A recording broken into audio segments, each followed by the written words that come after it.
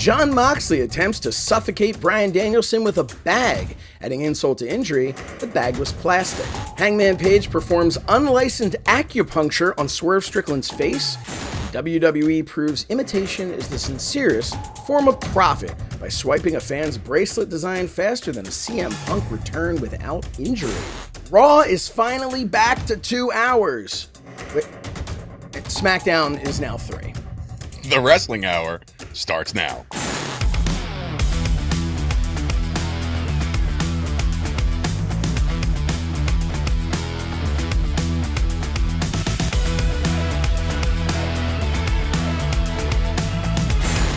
Welcome, everybody, to episode number 2 of season 2 of the Wrestling Hour. Dave Sturchio alongside his compadre there, Josh Shernoff. Josh, how we doing, bro? I mean, look, I would say you are on content fuego right now. I've been seeing a lot of your extracurriculars after we get off the air here, and you're pretty spot on with everything that you've been saying. Yeah, I mean, you know, that's what happens when you just sit here getting half hot about things that shouldn't really matter. No, I appreciate that.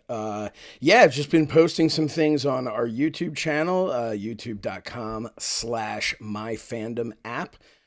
Go on there and see some stuff. Of course, that's where you can find clips from all your shows, Dave. You have 170 shows.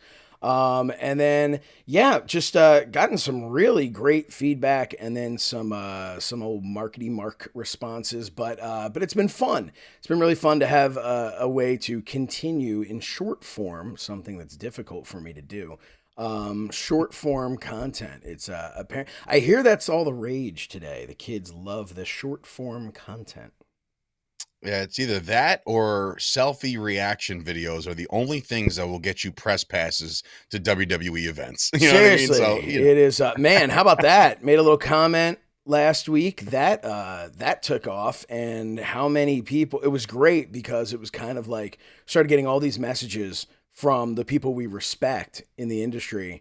Going, oh, really? Yeah, started going like, dude, I was just talking about that. You're so right. That is 100%. And I'm talking people who are other press members or people who sometimes get denied press, even though they absolutely should have it.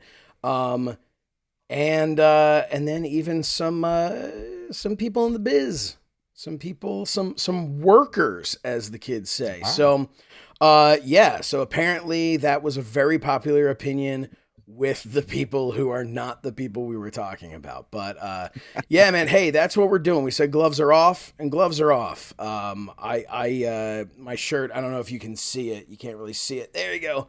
It says, sorry, and then it's a bunch of chords. But the reality is I don't give a F chord. So, hey, happy birthday. Happy belated. Thanks. Appreciate it, man. Yeah.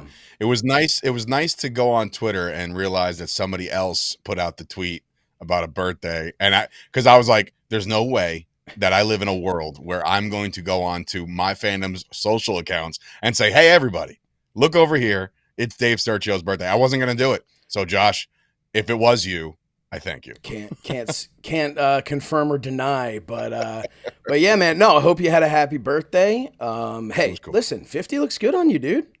I gotta say. Oh man, you know what's really funny? What's that? You say that, and the Julie Cutler, who I was on a podcast last week, she literally said, and she was genuine. She posted on her story. She's a ring announcer from up north, like New Hampshire or some shit like that. Mm-hmm. She was like, "Happy 21st birthday to Dave Sturchio," and I was like 21. Like, thanks. And she's like, yeah, you know, I remember when I was 21. I was like, I'm not 21. Wow. Like, what? Where did first of all prematurely old? Like what? Like. I said, you see these grays? That doesn't come to a 21-year-old. No. That doesn't work like that. Yeah, man. No, birthday was good. It was a nice, relaxing time with the family, and quiet and just the way I like it. So that's awesome. I want to point out, first of all, thank you to everyone who's listened to our podcast, listened to the first episode. I know we keep saying it's season 2 because it is technically season 2. We did 30 some episodes of season 1, and now a completely different format for season 2. But it's also kind of season 1, right? In a sense of this new podcast format. I will say thank you to everyone who listened. Thank you to everyone who watched. And if you're someone who listens and thinks, I don't know if I should watch, Well, go back, go to our YouTube, the My Fandom YouTube, and see where I just went and picked up my cup of coffee while holding my microphone in the other hand, picked up my coffee, brought the microphone to my mouth to drink. So Clearly, it is a good day here at the Wrestling Hour. So, Josh, look what I'm drinking. seriously, you had a hell of an intro. There's a lot going on in the world of professional wrestling. Obviously, there's a lot of news about Raw and SmackDown, and we'll get into all that. But you had some interesting takes last week, and whether it be like the last couple of days about some unforeseen things that we've been seeing on All Elite Wrestling. AEW has been shocking people left and right. And it takes a lot for AEW, as somebody who's watched ECW and has watched some of this deathmatch stuff that circles, makes their ways around the interwebs. I'm not really surprised by anything, but then I was. So. Yeah, I mean, so here's the thing that's awful about this, right? The thing that caught my attention first, and we'll start, I guess, with Jon Moxley, start at the end, right? Work our way back. Jon Moxley put a plastic bag over Bryan Danielson's head to suffocate him because that's really the only way nowadays that you can kick somebody out of a group. And but the first thing that popped in my mind when I watched it was my first thought, because obviously I didn't know the bag was coming. My first thought was, dude, he just no-sold that uppercut. Like, Claudio just hit him with an uppercut, right? Which is one of the best in the business at that move. Yeah, for sure. And Danielson's just like totally shocked. Like, I get it, play the shock.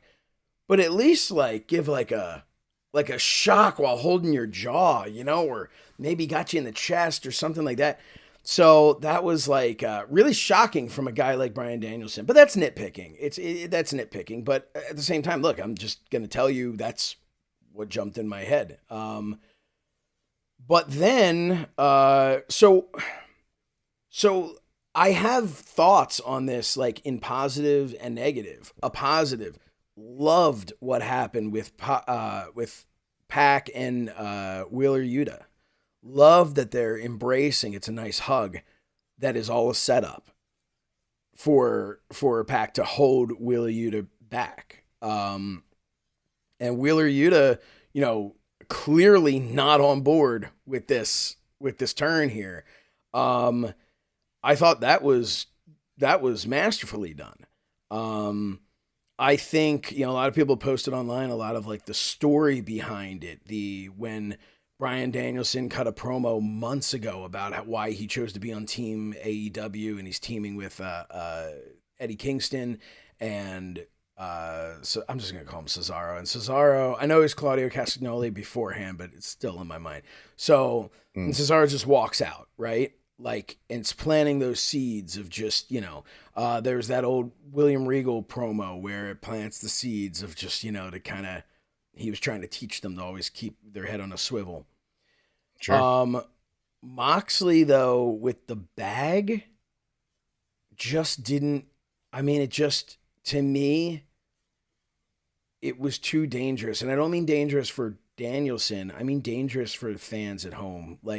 Dave, how many times do you remember watching WWF as a kid, and you would say, highly trained professional athletes we do not recommend these actions be imitated whatsoever in the home, right? Do not try this at home. Right, do not try this at home. And then it would go right to commercial break, right?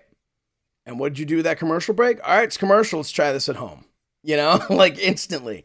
And the reality is, you can say, oh, well, this is a TV 14 product and everything. Kids are watching it. Not my kids. No way in hell they're watching AEW, which is really a shame. And I felt that way from the very beginning. But I just think that's just dangerous, man. That is dangerous. You're going to have somebody, and you're going to have someone on the indies who's going to go, oh, man, we should copy the spot. We should do that. Someone's going to get seriously hurt. It's also just unrealistic in that regard. This is professional wrestling. We went into this. No, we went into this is the thing with why I felt, to do that post on the burning of the house and everything. It's you're going to, there are legal ramifications. if you hit somebody super hard in football, right? Hey man, it's football. That's it, right? If Hmm. you grab a plastic bag and wrap it around an opposing teammate's, or I guess you're turning on your own teammate, right? You wrap it around their head. I'm pretty sure everyone's going to stop and go, that doesn't fall into the NFL guidelines, like of what's No, acceptable. And don't. now we're going to move outside of this. And so to me, it's like pro wrestling is all about suspending disbelief. Um, there needs to be a way to do these types of things without it being something so outrageous. And I know, and then I'll let you speak because it's the wrestling hour with Josh Shernoff and Dave Sturchio. Um, but I'm just so happy to have a show now where I can just speak without feeling like, oh man, I got to give meanie time. Um, but I look at it and I think to myself, I don't care that Terry Funk did this before, right? Because that's everyone's posting these videos or pictures of Terry Funk doing the plastic bag thing. Just because it's been done before, A, it was a different time. B, doesn't mean it was right then. So, Dave, your thoughts? Well, I'm a movie buff, right? I love movies, love all the action movies, and this You're this buff reminds in me of general, like, man. Look at you. yeah, well, you know, now this actually reminds me of Lethal Weapon, which I'm a huge Lethal Weapon series fan. Mm-hmm. Like all those movies with Danny Glover and Mel Gibson and Joe Pesci, right? Just great, feel good, funny, action packed movies. And I've seen this before in a movie. And I don't know if anybody's, aware, but when the human body, movie or not, runs out of oxygen, they're dead, right? Yeah, that's when you So die. so that's literally when you die. And my only thing is, what's Moxley's end game here? It's one thing to turn on, like, it's one of the biggest turns we've seen in recent memory, just thinking about it like arbitrarily off the top of my head. Ooh, the Seth Rollins Roman Reigns chair shot, right? The Shield breaks up. Big turn of events. Nobody saw it coming. Holy shit. Chair shot. Ouch. That's it. Mm-hmm. This turn was, hey, I'm going to turn on you. I no longer want to be your partner. And oh, by the way, I'm going to kill you. Yeah. Like that, that is exactly what we saw. And Right. there's no way around that. There's no way to be like, oh, well, his fingers were, it doesn't matter.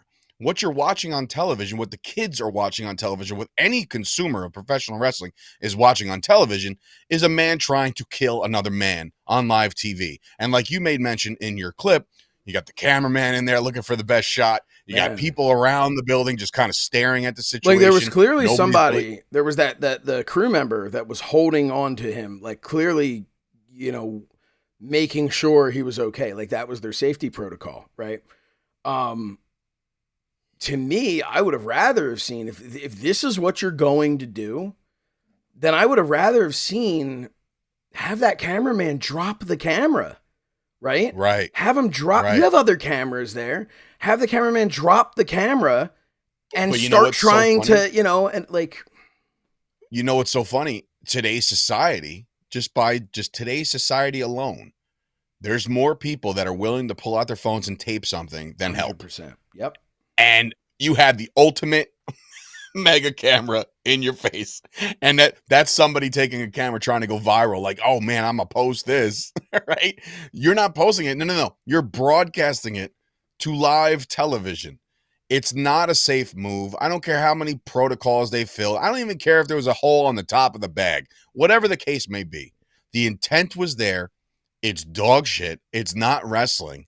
And I guess you can kind of segue into what they did with Swerve and Hangman, because it's like, holy shit, you're pushing that envelope. And I understand you want to be edgier and you want to be extreme and you want to do, there's a time and a place for that. And yeah, maybe a cage match is time and a place to do some crazy shit. But like, Right. So but that one was what the fuck unsanctioned, are we right? doing here? That was like Like, what are we doing? unsanctioned. So here's where you can look at it and say, this is where something, Unsanctioned. It's still on television, man.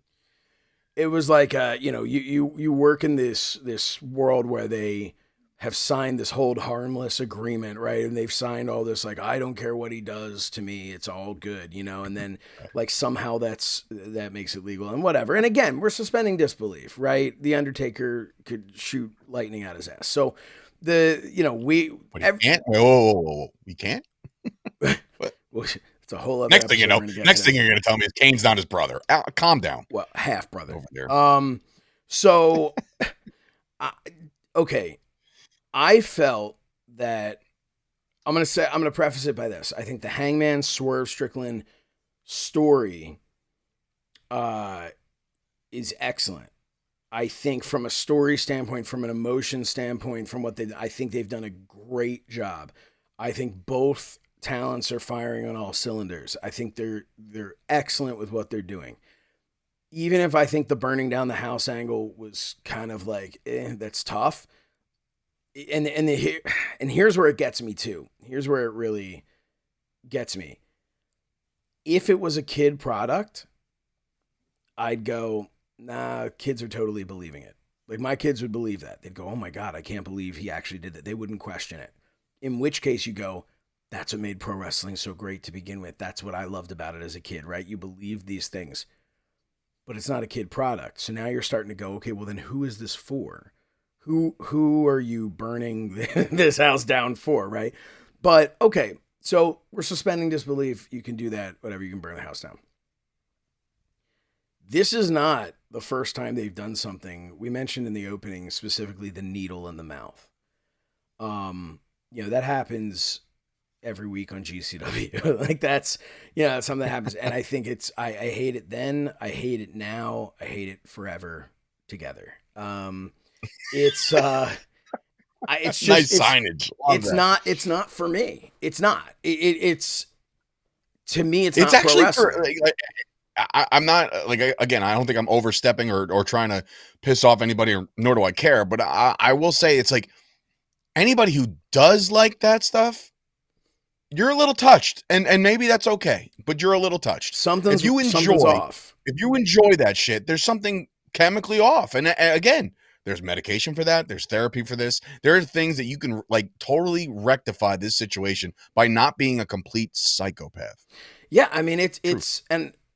So prior to even sticking the needle in his mouth, you have things like you have stuff that's like less than ideal, like the bump on the cinder block, like whatever. We'll get to the chair shot in a second because I want your opinion on that as a former wrestler as well. So, because God forbid anybody commenting on this stuff would be a former wrestler. So I go back to their first match with drinking the blood, like, or how about a home invasion? The home invasion thing was insane, but drinking the blood, like, that was nasty. That was weird. We're 4 years. By the way, we're 4 years removed from unable to shake hands with another individual. You had a fist bump, right? Yeah, right. We're just doing elbows so here. COVID, doing elbows. Yeah, right. And we're like kicking each other's ankles, like, "Hey, buddy, nice to see you." Boop, and just kicking ankles. Like, what happened backstage? Were they just like, "Hey, did you get tested for COVID?" Yeah, no, I'm negative. I'm good. Great. Okay, because I think I'm going to drink your blood during the match. So, just wanted to make sure you don't have the HIV or anything like that, right? Like, we want to, how clean is your blood? Is it cool or not? Like, yeah, like it's clean, but it's still blood, right? Like, so, but again, there's some people who can be like, oh, I don't care. They're supposed to elicit emotion from us. This is the intent. And, okay, fine. The needle thing was just, here's why the needle bothers me. Not just because I hate needles. I feel like this is the second week in a row that we've had to equate something to our small children. Okay? Sure. Yeah. You ever hold down your child who has to get a shot? It's the flu shot, whatever, right? Listen, sad to say, I can't relate. My kids are wonderful, and they embrace that shit. Don't ask me how. Well, your kids are gonna grow up to they're already huge GCW fans. My daughter does not like needles. And dude, I was the same way as a kid. Just did not care for them. Now I'm, a grown up, so I'm just like, all right, whatever. But I don't like giving blood now. I don't like to no, do no, blood work at the doctor. I'm like, no. you I know what can't even though? look at it. I'm like, You know what okay, over here. though? I don't care. This is weird, and we're definitely getting off topic, but I don't care so much about the giving blood as much as I care about the needle that's giving me something. There's something weird about like, oh, like shit's being So you're injected. one of those. You can you can give, but you can't take. I That's understand. it, man. That's it. What a Um, selfless person. but no, so I'm just looking at this going like, who the hell just sits there, eyes open, like, you're telling me you couldn't come up with a way to move? Nope. Obviously not. Move. Guys trying to stick a Uh, needle in your mouth, move. So that's like, and again, I just look at it and I go, like, if you want me to suspend disbelief that this was not planned, that this was real, then make me feel like it's real, right? Make me feel like this was real. The chair shot, though. I'm curious your opinion. I was just talking to somebody the other day, another a true journalist in the industry, and I was talking to them, and we were talking about that chair shot, and I have my opinion. Before I get into my opinion, I want to hear yours, though, Dave. What is I would your like to opinion? actually hear yours first because I'm Well, going to then we're be gonna sit completely here. Then we're transparent. gonna sit here in I didn't see it. silence. I didn't see it. I didn't see the chair shot. Okay. I'm just being honest. I don't know which chair. I know Well, I know what it is for chair shots, but I didn't see it. Paint a yeah. picture for me, So Joe. you know what a chair shot is, though, right? You're familiar. Sure. Okay. We'll sit while you Google it. No. So okay. The match ends with a just a vicious chair shot where the seat of the chair pops off. He hit him so hard, right in the head, Okay. unprotected. To me, I look at that and say, number one, I mean, we've heard the whole, we gimmick the chairs, we shave them down, whatever the hell. And part of me thinks the fact that seat popped off, that's part of the gimmick, right? That like it's not going to hurt quite as much. Here's my feeling on the chair shots. If you're not going to ban it, have a straight up ban, this is not allowed, and you're going to do them, I don't care. Because the thing about CTE and the thing about, brain damage and severe injury that can come from that, at this point in time, you've had enough old time wrestlers, you've had enough people tell you how bad this is, enough doctors tell you how bad this is, this. So if this is something where you want to be stupid and say, yeah, I'll take a shot to the head, so what? So maybe I won't be able to remember my name in 20 years, but it'll be worth it because think of the pop, right? I'm watching it. I'm watching it now in real time, just so Okay. we're clear. I just wanted to make sure I saw it and oh mama. Okay. I mean, it's intense. Go on. It's intense. Yeah. But Wow. my feeling on it is that's one of the ones where I just go like, and maybe I'm completely hypocritical, but I say like, if I was the producer of the match and I said, hey, should we do like a unprotected chair shot to the head? I'd say, no, you shouldn't do that. But if you want to do it, that's on you. It's not hurting me. That's on you. And maybe that's completely hypocritical because it didn't hurt me to put a plastic bag over Bryan Danielson's head, right? It didn't hurt me to put a needle through Swerve's cheek. So I don't know. Maybe I'm hypocritical with it. Or maybe there's that part of me that's still old school that kind of remembers The Rock hitting Ken Shamrock. But I also remember a phone call with Ken Shamrock a couple of years back where he and I were talking about some business related thing. And the dude's still there, but you can definitely tell that he's taken a couple hits. You know what I mean? Like any boxer, any UFC fighter, anything like that. So, yeah, I don't know. Like to me, it's like at this point, we've armed you with enough knowledge. If you're going to make this decision to do it, if it means that much to you, some could argue everything that you put your body through as a professional wrestler is not ideal. Don't do it, right? So, like, it's just going to hurt you in the long run. I mean, to be honest with you, just now seeing it for the first time in real time. Yeah, I mean, unprotected chair shots at this point now, with like the world of CTE and the world of mental health and just bad things can come of that.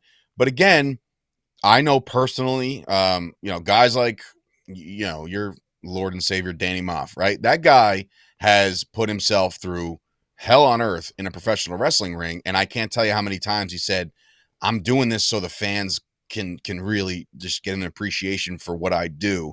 And I'm like, you don't have to do all of it, right? You No. don't have to do all of it.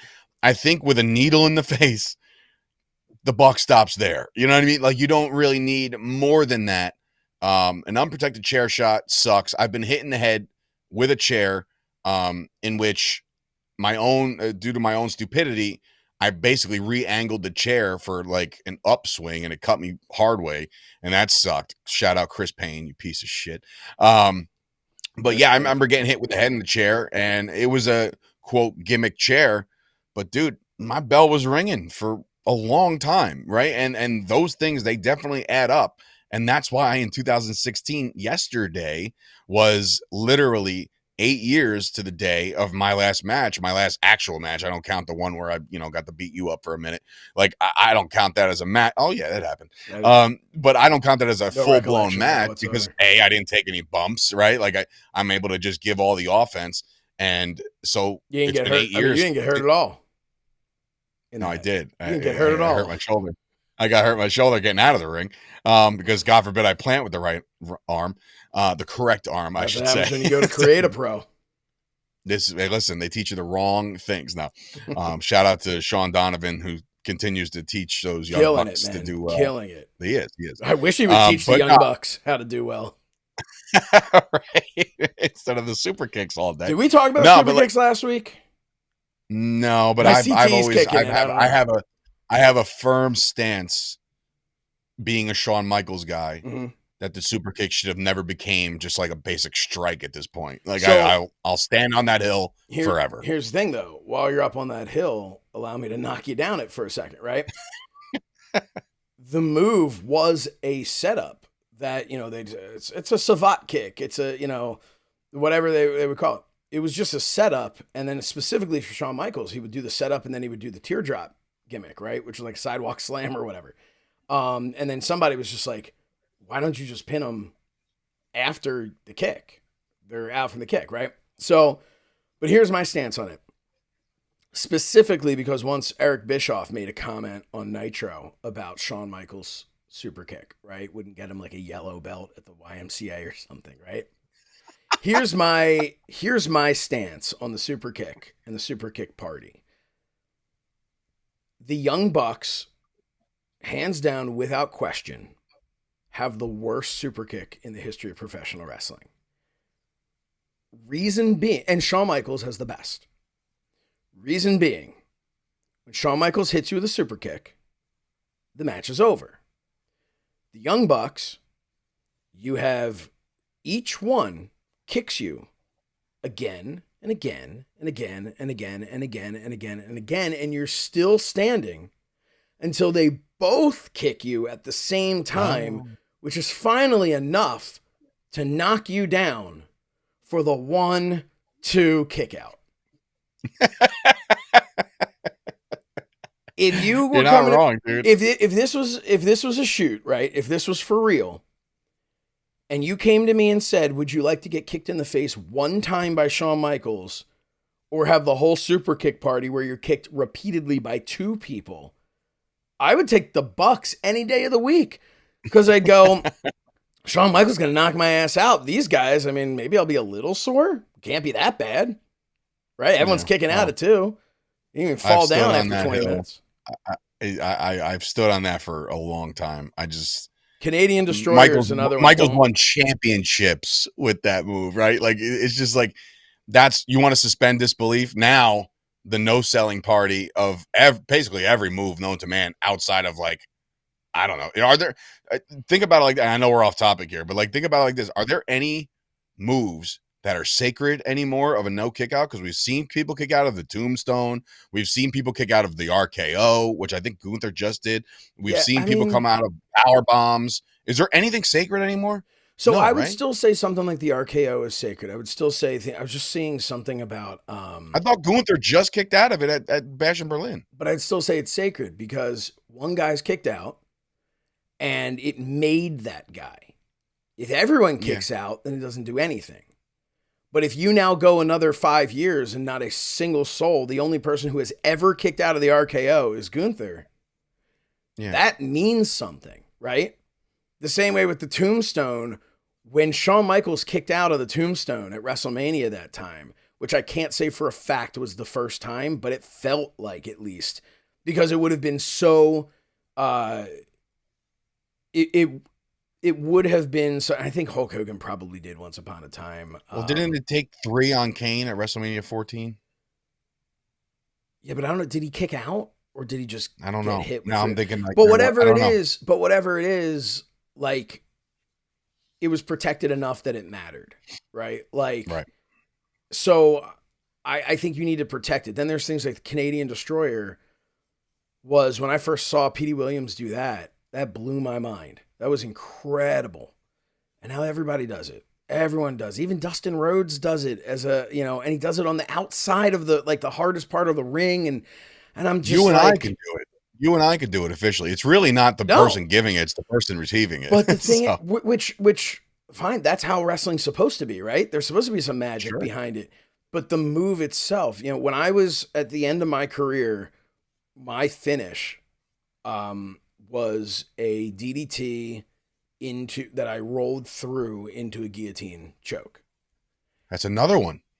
And I chose that specifically. I chose the DDT because I believed I hit a good DDT. I made it look really good. And I did it one time as like a transition and was just like, that looks so good.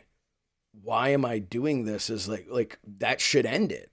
And then because the DDT, I also felt I couldn't do the DDT because unless you're Raven or Jake Roberts, I just felt wrong with that being my finish. So that's why I did it where it was kind of that even flow where they flipped on it, but I held on and rolled backwards through into the guillotine so that there could be, at that point, there could be another move to it, right? It was like a 1-2. So you're saying you were trying to choke somebody out without a plastic bag. Why didn't you take notes? Well, that's the thing, man. Had I known, it would have been DDT plastic bag. That's it. Here I am trying to make sure that I'm locking in, which is a funny story. I wrestled Rich Swann. My last match was against Rich Swann. It was his first match. I've told that a million times. And it was his first match. So he was still, doing whatever. So I hit him with the DDT rollover into the guillotine. I have it locked in.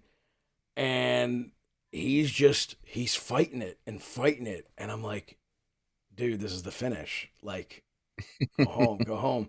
And he's just still fighting it. So I gave just a little tighten. Went from a work to a shoot. And then there was a tap. And then we loosened it up again. But, no, I just, look, I love Rich. I think that moves, I agree with you, they need to be protected. I know we went off course here talking about the Bucks. Man, I'm just not I will say, full disclosure, they have been nothing but kind to me in real life. They've never big dogged me. They've always been great. They've always made the time. I'm just not a fan of their style. And maybe, look, and people are clearly, right? So am I right? I mean, I think I'm right and wrong. Well, right? It has their opinion. Yeah. Right. I'm right to me. I'm wrong to someone else. So whatever, That's fine. And this all goes back to the unprotected chair shot by Hangman Page over Swerve. And again, it shouldn't have happened. Probably not for safety reasons. But again, Swerve, and I don't know if you saw this. You probably didn't, but I hawk Twitter because there's just a lot of stuff going on. What did you say? You hawked? What did you say? Hawk to it. Yeah, no, I hawk Twitter. I'm on it a lot because there's a lot of information I get for that's why I had to, my Cowboy stuff and all that shit. But anyway, I saw Rich Eisen, longtime NFL personality, Sports Center host. He chimed in on the Swerve Strickland thing, and Swerve's response was, "We said non-sanctioned, but there's you got somebody who doesn't watch the product as much talking about how much of a ridiculous spot this is. And then you got somebody saying, well, we said non-sanctioned. Like, we meant it. Like, all right. It's like a massive eye roll from Non-sanctioned me. is supposed to be like he repeatedly punched him in the face and the ref was like, stop, and he was in the ropes, but he didn't care. Right. So it kept going. Like Right. I mean, look, it is what it Whatever. is. It's written out. Again, there's things in wrestling that will make people's eyes go like wide, and then there's people in wrestling, they're fans that are just like they're jonesing for this shit, and those people are just a little cynical. Here's what is weird to me though. Here's what bothers me about it is like the thing that really upsets me is the frequency of this. How frequently things. This is my issue, with places like GCW. Which I will say GCW has also, they have a ton that is not the hardcore deathmatch style stuff. Oh, they've definitely turned a corner. It used to be 100% that, and now it's their shows wrestling. are solid. Their shows are great. Their commentary. But look, it's to each his own. Some people enjoy commentary that is the exact same monotone that ends with a at the end of every sentence. Matt Cardona off the ropes, hit him with a DDT. And then people love the color commentating, like, oh, wow, got him. Wow. Really sold that. Holy crap. Riveting. Unbelievable. Oh, it's going to get me heated. What a maneuver. Anyway. So, I digress as I say words to try and find my place of what we were talking about. But no, my issue is the frequency. My issue is nowadays, all the things that got the big pops when people were growing up watching it, they've now become wrestlers themselves and said, ooh, I remember that got a good pop. I'll do that the whole match. And it's like, you need to get to a point. I will say this. I'm not a huge fan of Will Ospreay. I think it's a little too choreographed for me. But one thing I can say with Will Ospreay is I can watch him and I can sit back and go, dude, I can't do that. And that is what's supposed to happen in pro wrestling, in my opinion, right? Like, you're supposed to sit back and see them as larger than life characters. And even if that just means they're larger than life athletes in a way that you just go, dude, I could not do that. So, kudos to them in that regard. I just think, I've said this before and I'll say it forever, wrestling at its best is simplistic, right? It's one guy against another guy and who's going to win. And when you stray too far from that, I just feel like then it becomes overdone. But yeah, unless we're talking about a bracelet, in which case, segue 101. Yeah, here's the thing though with the bracelet. We actually have specific news we want to talk about with this bracelet. I think that's been an amazing feud because it's the intent behind it. Yeah. It's the legitimate thing where you can look at it like you wear various bracelets. I have a bracelet. I'm not wearing it right now, but I have a bracelet that has my 3 kids' names on it. Right. The bracelet itself. My daughter, my daughter made the blue one. Right. It's like so. Let's take that. Right? So let's take that as an example. Sure. In real life, if somebody caught you off guard, punched you in the face, knocked you down, and took that bracelet off that your daughter made, and then just walked around with it, just wore it all the time, gave it kisses, did things like that, you would want to rip their head off their body, right? Yes. So to me, when I talked about the simplistic nature of what makes wrestling great, that's what makes that story so damn good, is because it is real. People go, oh, it's over a bracelet. No, man. It's over the fact that what that bracelet represents. Put on the dad hat, put on the wife hat, whatever, like the husband for the wife and all this. Put on that hat and then turn this shit into a reality. Those guys, like, it's not close. Drew McIntyre and CM Punk have had the feud of the year and possibly the feud of the last few years. Yeah. They're having some really, really good shit and now it all comes to a head at Bad Blood for Hell in a Cell. It's going to be great. I can't wait. Yeah, no, I'm excited for that. I really am. I think it's awesome that there's a Hell in a Cell at Bad Blood where the first Hell in a Cell happened. I'm so happy on a personal note for Drew. Obviously, you guys know that came up in the business with Drew down at OVW, and to see that, I'll call him a kid, to see that kid that he was, when I first met him,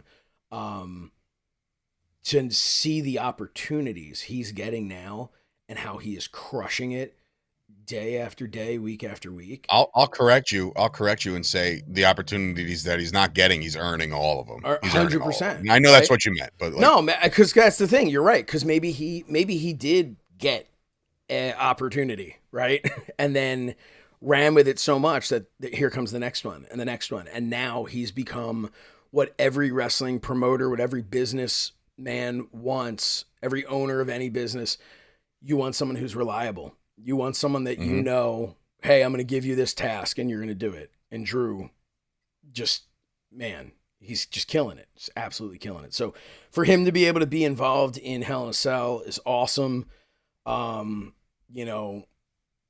Punk, I think, to be on this level, to not be back as a nostalgia act is so great. And I think a lot of that's the Triple H era, because I think a lot of the time, in the past, you'd have these guys come back after a while and it's a big pop and then it's like a nostalgia thing. And I've always hated that because I think it belittles their entire career to just be a nostalgia act. CM Punk is not. And I think CM Punk had something to prove coming off of AEW. And I think what CM Punk has proven is, had you guys actually paid attention and done things the right way and done business, look what I could have provided you. Look what I did provide you. Look what I could have provided you. So, and not to mention, he looks like $1 million, dude. Yeah. The guy put on some size. Like, he looks like he's in the best shape of his life, and it's for the best feud going right now. So it's great. Yep. However, how do you make a buck, Josh? You sell shit. Absolutely. Absolutely. So WWE put up on their website the bracelet for sale, right? The replica of the bracelet. Did not give the heads up to the young lady who actually made the bracelet, because this bracelet was actually given to him by a fan and then used for this. And I'm just looking at this going, I understand you could have done this feud based on they could have said, ooh, we should do the bracelet thing. You know what? We don't want to use hers. Let's just make our own, right? Could have done that. That would have been fine. But you didn't. You chose to use this one, the realism of that. So my thought was not that you need to necessarily cut her in on this, but I mean, like, be like, hey, as a thank you, here's a round trip to Mania this year. And we're going to give you front row. You're going to go back and get to meet everybody, because you made this cool bracelet, and the fact that you made it added to the realism of it, that it wasn't a fabricated thing from us. And look, we're selling it and all that. Or go to her and say, hey, listen, we can't get into the business of bringing in fans to pay them or whatever, but you know what, we're going to give a portion of everything that's sold here. What's a charity that means something to you, right? Like, there are things they could do. And maybe they're going to, because as of this recording, the bracelet's now been pulled down. So, well, first of all, I also want to know, like, I didn't get a chance to see it because I don't, I'm not on the WWEshop.com, and I'm sure somebody posted about it for you to draw attention to it. You're not looking for your next t-shirt, I'm sure. I'm just always on however, I almost bought the banger after banger shirt. I think that's a good one. What about your banger shirt? Which, yeah, you can get that on Pro Wrestling Tees if you'd like. We are going to have a brand new Pro Wrestling Tees page that is going to have, I have it on good authority, there's an updated banger shirt.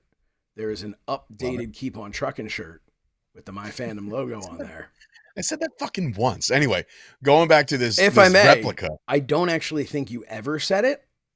I think I just made it up. And then wrestling, making things up. Stop it right now. No, with the replica, I didn't see it, so I don't know what it looked like. But like, Exactly you like do the other realize one. that on the bracelet it says like AJ, right? And It says, Larry. does it say It Larry? says AJ and it says Larry. Do you think the replica said that too? 100%. Yeah. So they're using AJ Lee's name, is what you're saying, Well, technically, and they're they not don't. paying her anything either. Well, I'm sure they're paying Punk. I'm just But then saying, like, here's a it's very, question. Here's a very question, though. weird to Here's a do that. question. They're paying Punk. Should they be paying Drew? Should they be paying Larry? I mean, of course you got to pay Larry, but you know, should they pay Drew? Like, who in that story? Whose merchandise is that really? It's definitely CM Punk's, but I Drew's think that worn you it like, much more than Punk ever did. well, I'm saying if like I remember there was a certain psychopath of a wrestler who used to tell me his numbers of merchandise at the WWE, and he used to get $1 a shirt, right? The dollar shirt sold. So every time you wanted to feed yourself more, you would get $1 a shirt. And I think that if you were to give $1 to Punk, maybe you give a quarter of that to Drew. Right? Like here's 25 cents. Every time somebody buys a replica bracelet for $5, you get this. Right. I'm not doing quick math. I'm just saying like this is pretty Not easy. even You get doing slow $1. math. If you were asking me if I were to be Drew's manager, I would make sure that Drew's getting at least 80% of the profit. 80%. He's Wow, the one look who at made you. that bracelet matter. CM Punk just You're wore it. not wrong. Drew You're not made it wrong. matter. Sure. So yeah, so we'll see what happens with that. Hey, Raw and SmackDown, little chain skis coming up. Little Change flip floppity skis. flip. So Raw, as we know, starting in January 2025, will be moving to Netflix, and as I've heard, Raw is going to be 2 hours commercial free on Netflix. That is what Raw is going to be. Which, fun fact, 2 hours commercial free, not really different from 3 hours with commercials as far as the actual. So they time. truly don't have to. They don't have to make any adjustments with a rundown. Right. Right. So on the other side of it, and if you think there aren't going to be commercials, there'll definitely be commercials, like in-house commercials, like for 100%. Because you do need rest holds and you do need a breather once in a while. Yes. Exactly. So then SmackDown is now moving to 3 hours. And Is that confirmed? it's confirmed that I think their first episode is going to be 3 hours, and I'm almost positive, from what I'm hearing, it's going to be 3 hours. And the reason being is to make up that ad revenue, right? USA Network is used to having a 3 hour block, where they're going to make that. They're also used to having the block from NXT, which is now headed over to CW.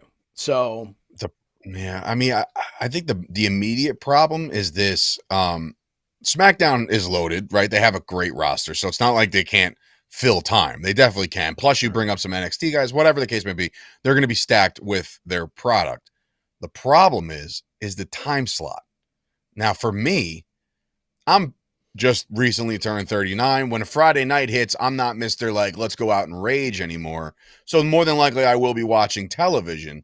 But for the WWE to say, hey, we're going to put on a great show every Friday night at 8 o'clock till 11, it kind of leads me to believe, like, I guess it's kind of cool because, like, you don't have to wake up for work in the Saturday, right? And, if you're a kid, right. you're jonesing for this because it's like, hey, I don't have to wake up for school the next day. I'll watch all freaking 3 hours. But for me as a consumer who can't really typically make it past 10:30, it's very difficult. And like Raw, I usually catch up, and like a 3 hour program on a Friday is like telling me that, hey, that's why Rampage to me, and this is not a knock on them, Rampage will never get the good ratings that they want because they're trying to start their program at 10 o'clock on a Friday night, where 9 times out of 10, I'm either A, sleeping, or B, knee deep in a movie or a series or something by that time. Mm-hmm. I'm not sitting there like planning my night, like I'm going to watch a movie from 8 to 10, and then as soon as 10 o'clock hits, I'm going to go watch Rampage. That's the caveat to all this. I don't think it's a bad move. And like you said, I think it's a revenue thing. So it's not like they're doing this out of the creative kindness of their heart. They're doing this to make some money. It's all revenue. Right? Like, I mean, at the end of the day, this is a business. And it's more a business than it's ever been before. That is what this is now. right? So, but yeah, at the same time, I look at it and you say like as a kid, it depends on what age you're talking about. Because I remember like when I was in high school, thank God SmackDown was on Thursday because I never would have seen it otherwise. Now back then we didn't have DVR, so but I never would have been able to see it because on Thursday I could watch SmackDown because I wasn't going anywhere. I wasn't doing anything. It was Thursday. I had school the next day. Friday, you're at the Friday, I'm mall. out with my friends. Yeah, Friday, I'm out with my friends. Like, I didn't have the friends that were going to sit there and go like, okay, let's just watch. Maybe sometimes it was depending on who it was, but I had other friends who couldn't care less about wrestling, so we weren't going to sit and watch SmackDown. And this is in the height of the Attitude Era, so um, yeah, I don't know, man. I think it's a good move. I think for Raw for sure. Um, I think going to 2 hours is going to be really good. I think on Netflix it's going to be it's going to be easily digestible. For me, I will probably almost never watch Raw live now because it's going to be so easy to watch it anywhere Well, on that's Netflix. another thing. That's another thing. So, like, I've seen the roast of Tom Brady. I've seen the Kevin Hart stuff, right? And they do, and I think Joe Rogan was one sucked, but and I love Joe Rogan. I just don't think his stand up was very good. But in that same token, are they going to start streaming a live thing at 8 o'clock and then let it roll through to 10? Or is it like, here's your episode of Raw. You can fast forward whenever you want. And it's, you can No, finish it's going to Raw be by live. 8:20. No, Okay. it's going to be Because I'm like, live. if that's the case, then you're going to have dirt sheets spoiling shit and this, that, and the third No, again. And it's like, it's I hated 100% that. going to be live. Okay. And then you'll be able to watch it after the fact, right? So, but that's the thing with Netflix, you'll be able to watch it anywhere. So for me right now, and I'm sure some people are like, oh, well, I pay for this, that I can watch it on my phone from my DVR or whatever. And I'm sure I do too. And I just don't, I'm old. But I'm still trying to figure out how to set my VCR. But I think for me, I would probably look at it and say, I'm not going to stay up and watch Raw. I'm probably going to watch some TV show with my wife, go to bed, get up the next morning, take my kids to school, go to the gym, and watch Raw and cardio. That's probably, for me, what I'm going to do. Which again, I will say this until I'm blue in the face. People have to understand something. When you look at ratings, they are They fabricated. They mean don't nothing. make They any mean sense. nothing They to don't them. make it. It means jack shit because of the world of DVR and the availability of these programs. You can watch whenever you want, not live. Yep. Stop basing that on viewership because of like AEW draws 100,000 people to watch live on a Wednesday. Guess what? There's another 600, 700, maybe a million people that are consuming their shit throughout the course of the week, right? So it's like online and on YouTube and whatever else. And like, if you want to do selfie videos of reactions and shit like that, Right. you could do those throughout the course of the week. So ratings to me is a dead thing. Meltzer is about to lose a lot of ammo here because he's going to lose that. Meltzer is a putz. Besides the fact that he lost his mind long, long The ago. dude, first of all, he's one spark away from that entire office going up in flames. I mean, my God, like, I don't want to spend too much time. I've done this many times in the past, but Dave Meltzer, man, I mean, clean up your office. Like, what are you doing? There's papers. It's But listen, everywhere. Just before we get out of here, right? Because we're coming up on that wrestling hour. Your thoughts, because I talked about it last week on the Fight Factory, which you could find on this channel each and every Thursday. We're going to launch. Now you're going to get them Thursday at midnight because we're going to be recording on Wednesdays going forward and then release on Thursday. So check the Fight Factory out. But we talked about it last week. Me, Chris Payne, Tommy D. who? What did you think about the Mr. McMahon documentary trailer? Looks incredible.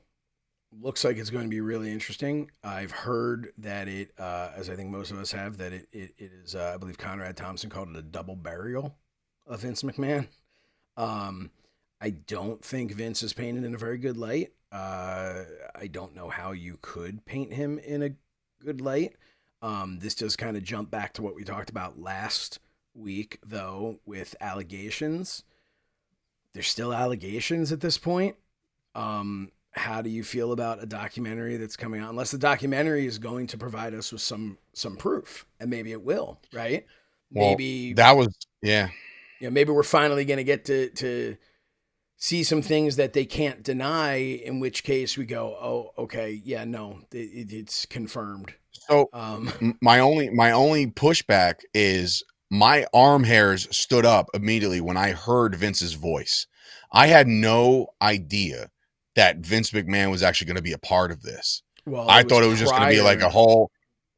Well, that's what I'm saying. So how does Vince McMahon and his party, when I say his party, his lawyers and everybody else, how are they allowing this to happen if they know that, like, what if this was supposed to be a fluff piece and it turned into be detrimental and completely buried him forever? But like, I mean, I'm wouldn't Vince sure say, there'll you know what, be. wait a minute, hold on, wouldn't Vince be like, whoa, like, this was a feel good piece and now you guys turn this into this? I don't want this to hit air. You're not allowed to use So it. I here's the thing, though. I think as long as they don't use fancy editing to make it seem like Vince is saying something that he didn't say, like, if they change his intent, um, Maybe. I don't think they're going to have much of a leg to stand on. I'm sure Netflix and the people involved in this have the proper documentation, right, to make sure that they can use this for whatever they want to use it for and use these clips. Um, yeah, it's going to be something. It's I think it's going to be incredibly interesting. I think every wrestling fan should tune into this. I saw something where somebody suggested that maybe this is also being done as a way of saying this is the old WWE and now the new one starting on Netflix, like to kind of put a nail in the coffin of the old one. But man, this is going to be something. I think we're going to hear things that we've never heard before, or at least we're going to hear things in from people we've never heard them from before. Um, but Vince, I mean, this interview obviously was pre reanimated Walt Disney corpse Vince. This is Vince before the evil mustache. I guess the Vince McMahon in hiding, right? But I Can't just believe that was actually him. I would I it know, threw me right? off. Yeah, I think if I were Vince, I would just use his personal appearance, like his physical appearance, as kind of like a sign of his insanity and plead insanity. So people would be like, he's not insane. He'd be like, well, look at what he showed up looking like, and people would go, oh man, yeah, no, he's insane. Um, I get it. I get but it. yeah, I'm curious to see it. I'm excited to see it. I feel like that's a weird thing to say, with the understanding of what of what that of what this is about. Well, I think that goes without saying. Like, I'm excited. Not again, excited might not be the right word, but I'm excited to see. There's like a new Hulu series about Aaron Hernandez, and I know Aaron Hernandez was a complete piece of shit Hmm. tight end that played for the Patriots and wound up killing himself in jail. But it's like, or being Or killed in jail, whatever the or case may did be. he? Right, Right. exactly. But like that kind of stuff, it's like, ooh, that's going to be must see television, much like this is going to be. But I will say this, and this is not coping up or trying to defend Vince McMahon by any stretch, because I know if allegations come out that it's true and he's just a piece of garbage, then so be it. He's a piece of garbage. But let's not forget, we're even having a podcast talking about professional wrestling because of Vince McMahon. So, like, let's not forget the good that he provided. He brought us sports entertainment. He brought us professional wrestling. He brought us the Attitude Era. He brought everybody. He made WCW kick their game into high gear. He made all elite wrestling become a thing because we needed some other diverse professional wrestling. He created these independent wrestling promotions that are out there that want to model their shit off of what you see on television. And that's all because of one guy. And again, if he's a piece of garbage and he's done the things that these allegations do, then yes, your legacy is tarnished because of that. And it sucks. But at the end of the day, I'll never forget what this guy provided. And that's my love and passion for pro wrestling, straight up. Yeah, I couldn't say it better myself. And that's again, it goes back to, not to equate what he did and the Chris Benoit thing, because I'm not Hulk Hogan, but it goes back to being able to separate um, the creator, right, the entertainer, the all of that with the human being, behind him. And it's a really interesting thing that I think is going to be, I think people are going to learn a lot about Vince through this. And I think I think we're all going to be left with a couple of questions for ourselves of like, how do you reconcile? Because that's how I think we felt since all this came out, is how do you reconcile, what a maneuver with the awful allegations. So yeah, there's going to be, and I know this for fact, there are people out there within this industry who have skeletons buried deep within their closets, and they'll probably never ever let them see the light of day. However, people know about the nastiness that is the pro wrestling business, and if things ever do come to light for certain people, then their careers are over as well. But it's all about just trying to do the right thing, be a creative person, be driven, be good to your people, be good to the people that have rode with you for years and have been loyal soldiers to you for years.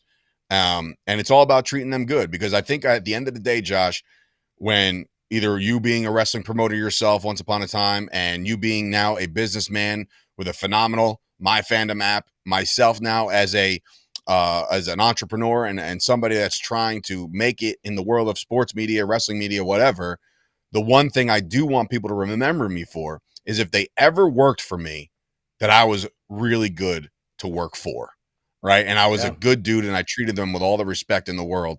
And that's, at the end of the day, that's kind of where I want to leave this legacy in this sports media and in this wrestling world. And I think that if there are any people out there with skeletons deep buried within their closet, to kind of bring them to light and try to rectify it and try to just, be better than they were yesterday. That's all. When I started promoting Off of the Wild Samoan, who was my trainer, he gave me advice, which was, do not let these people walk all over you, because they will try. These wrestlers will try. Anyone that you're working with, they will try. Don't let them walk all over you. And it is that fine balance, right? As a businessman, as an owner, as a boss, it's that fine balance of how do you steer the ship? How does it, where the buck stops with you, where you're the one who has to make the tough choices, while also being that guy that everyone loves, that everyone enjoys working for. And it looks like right now Triple H has been doing a great job of figuring that out. Doesn't seem like Vince ever did, right? So with that, I mean, we're just about at the end of the wrestling hour. The last thing that I want to say, and we won't get into a whole thing here, but is PWI 500, okay? Bottom line on that. When you got guys, Brody King didn't even make the PWI 500. The dude's, I saw his tweet about it. He's solid. He should have made it over a number of other people, I'm sure. Blue Kane was number 500. Like, I'm sorry. Like, the PWI 500 have always been a work. Always. They've always just been, hey, who do we think will sell the most magazines to put in the top 5, right? Who's going to be number 1? But now they've expanded out. Who was number 1 this year? Cody? Yeah. But now they've expanded out, and there's always going to be, they throw things that, like, they've expanded out now. They're doing top this, top that, top all these different things. And I saw somebody who was like, they should do, like, top content creator. No, they shouldn't. No, they also, it should be people who are actually in the business. And then they did top commentators and top color commentators. And all I want to say is I put out, you did not, and neither did I. And I put out a tweet about it that I'm sure some people are gonna be like, oh, he's butthurt, he's angry. Here's the beauty of it, right? There are people on that list that absolutely deserve to be on that list and deserve to be above me on that list, on the top 10 color commentators, okay? And same with Dave. I'm sure there are people on the top 10 commentators who, play by play, who deserve to be, more experienced, more whatever the case, deserve to be more than him. Now I got to see this list. But there are people on the list that do not deserve to be there above myself and Dave. And guess what? I'm sure there are people on the list that don't deserve to be there above other people who are out on the independents and doing things. So my feeling is, as soon as they entered into like GCW, which is an indie promotion, well, now you open up to the whole indies. And that was what I tweeted out at Pro Wrestling Illustrated, which is let's you know, if we're really going to do this, then let's really investigate everybody. Because, and I really appreciate the tweets I got in response, where I said, with all due respect, and this one guy said, I don't have to give any respect. You should be on this list over other people, which I really appreciated. But it wasn't so much like hey, I should be on this list. What the hell? It was me just acknowledging, like, you know, there are people outside of WWE. There are people outside of AEW. And, you know, I don't think I'm better than everyone on that list. I don't. But I know I am better at my job than some of the people on that list.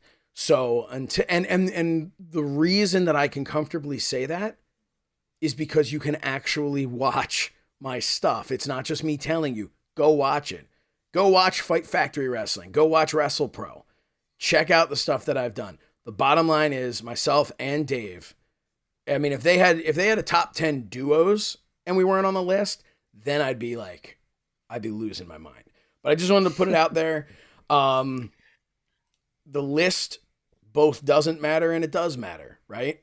So congratulations to people who are on it. Until I make the list, the list doesn't matter. Doesn't mean anything until I make it. Yeah. As I always say that about the power rankings in the NFL. I say, what the fuck is a power ranking? Until they put the Cowboys number one. I'm like, well, we're number one in the power ranking. Here's what I'm going to show you right here. Okay. Bottom line. This is legit right here. Okay. This sits on my desk. This is not a prop like the Shernoff Awards. This is an actual award that I won for Best Host from the International Academy of Web Television. As far as I'm concerned, I didn't see anybody else on that list with an award. So I'm just saying. With that, thank you, everybody. This football right here, was actually caught by Terrell Owens against the Giants as a Cowboy. I don't know. I have nothing else other than that, but I figured I'd throw that out there. This 32 gram of protein, 0 sugar protein shake was consumed by me throughout this episode. Brought to you by Amanda. Get on your horse. Anyway, brought to you by My Fandom. Go right now, myfandomapp.com. Check out the My Fandom app. If you're a wrestling fan and you're not on here, you're not a wrestling fan, right? Because you want to see everybody's pictures from every single event going back 40 years. Go right now. Check it out. We are here to take over the wrestling space. That's what we're going to do. You're going to be seeing a lot more of this logo right here all around professional wrestling in the coming months. Go right now. Make your free account. Is 100% free. We're not hitting you up for any money. Go to it. My Fandom. This show is brought to you by My Fandom. We have a ton of great stuff over on the My Fandom YouTube page, so check that out. Find me on social media at So Says Shernoff. He's at Dave Sturchio. And we are at, what is it called? Not a clue. I don't know. You can find everything. The Wrestling HR. I think that's what it is. At the Wrestling HR. That's what it is. The Wrestling Human Resources. Yes. Done. At My Fandom app across the board. Which we do not have. Because if we had human resources, we wouldn't be here. We wouldn't be allowed to say any of the things that we've said. Right. All the things I kept to myself. You have no idea. Well, that's it for us, folks, here at the Wrestling Hour. Dave, you want to send us home? No, I don't. I want to be on the PWI list next year, though. So, with that being said, new goal, new mission. Let's do it. Sounds good to me. All right, everybody, we will see you next week for another episode of The Wrestling Hour.